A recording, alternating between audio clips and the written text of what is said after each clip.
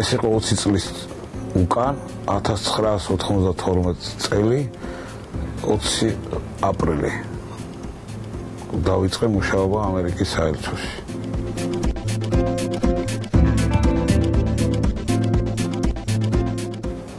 ამჟამად მუშაობ ძღოლად და საწყისი ეტაპიდანვე ძღოლი ვიყავი.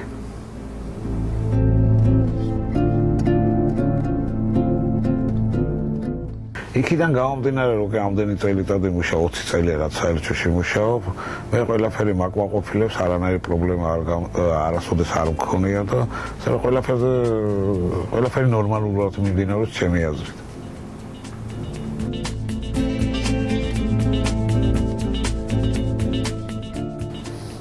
დროის დაბრუნების შანსი რო იყოს ალბათ დავეუფლებოდი ინგლისურ ენას, დავეუფლებოდი კომპიუტერს და შევიცვლიდი ჩემ პროფესიას უფრო